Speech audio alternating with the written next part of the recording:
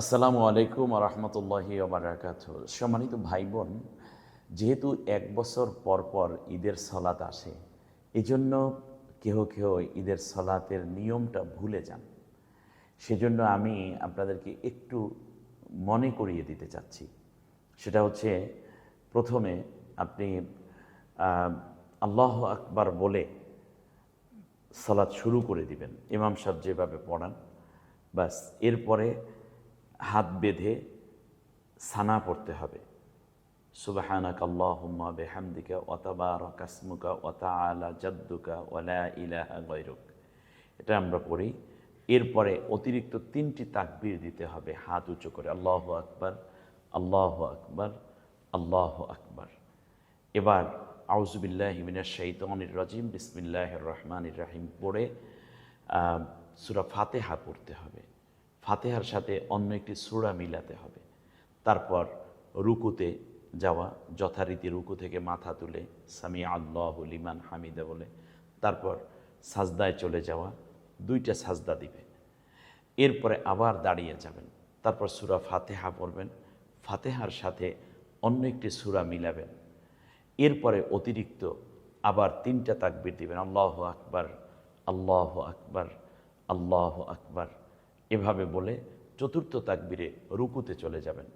এরপর রুকুর তাসবিহ পড়ে সামি আল্লাহু লিমান হামিদা বলে দাঁড়িয়ে যাবেন। তারপরে সাজদায় চলে যাবেন। সাজদায় গিয়ে 2টা সাজদা করবেন, যেভাবে আমরা অন্য নামাজে করে থাকি। তারপরে তাশাহুদ পড়বেন তথা আত্তাহিয়াত পড়বেন, দুরুদ শরীফ পড়বেন। তারপরে আপনি ডানে বামে সালাম ফিরিয়ে নামাজ শেষ করবেন।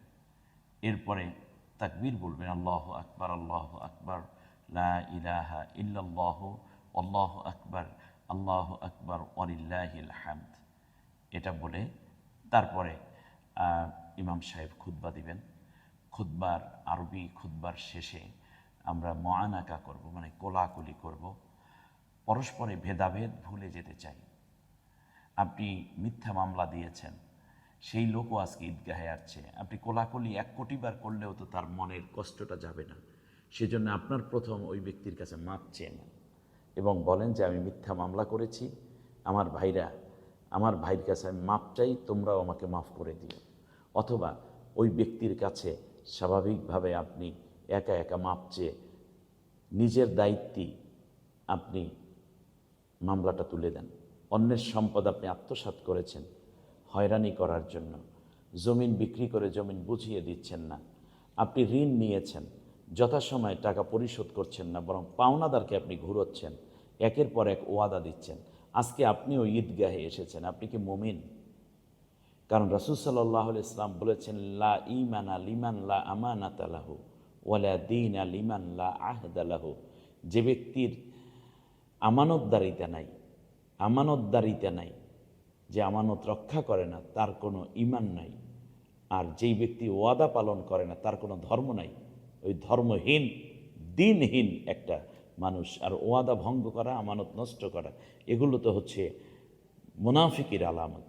অতএব আজকের এই ঈদগাহে আমাদেরকে সম্মিলন হোক, যেই ত্যাগের মহিমায় উদ্ভাসিত হয়ে ইসমাঈল আলাইহিস সালাম আল্লাহ তাআলার হুকুমকে বাস্তবায়ন করার জন্য নিজের জীবন দিতে প্রস্তুত ছিলেন। এবং ইব্রাহিম খলিলুল্লাহ আলাইহিস সালাম নিজের সন্তানকে আল্লাহর রাহে কোরবান করার মাধ্যমে বোঝাতে চেয়েছিলেন, আল্লাহ তুমি আমার কাছে যা চাও, তোমার সন্তুষ্টির জন্য, তোমার হুকুমকে, তুমি আমাকে যে হুকুম দিয়েছো সেই হুকুম বাস্তবায়ন করার জন্য তুমি যা চাও আমি তা দিতে রাজি। সুবহানাল্লাহি বিহামদি। এই মহান শিক্ষা থেকে যেন আমরা নিজেদের কোরবানিকে আজকের থেকে অনুধাবনের মাধ্যমে বাকি জীবন আল্লাহর হুকুমকে বাস্তবায়নে আত্মনিয়োগ করতে পারি। আল্লাহর হুকুমাতকে ব্যক্তি, পরিবার, সমাজ, দেশ ও রাষ্ট্রে বাস্তবায়িত করার জন্য আমরা আপ্রাণ চেষ্টারত থাকতে পারি। আল্লাহ আমাদের সবাইকে সে তৌফিক দান করুন, আমিন। ঈদ মোবারক। আসসালামু আলাইকুম ওয়া রাহমাতুল্লাহি ওয়া বারাকাতুহু।